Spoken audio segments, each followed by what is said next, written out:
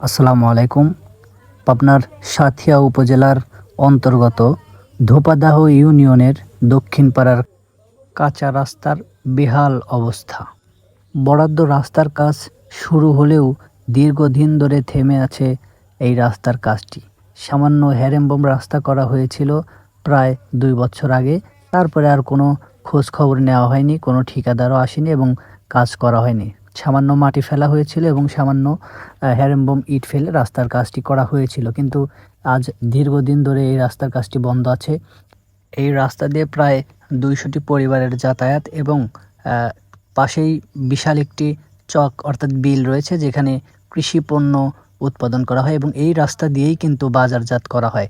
এই পাশ দিয়ে বিল, কিন্তু রাস্তার বেহাল অবস্থার কারণে কৃষক, শ্রমিক এবং স্কুল ছাত্রছাত্রীদের যাতায়াত সহ রোগীদের যাতায়াতেও কিন্তু বিঘ্ন ঘটছে।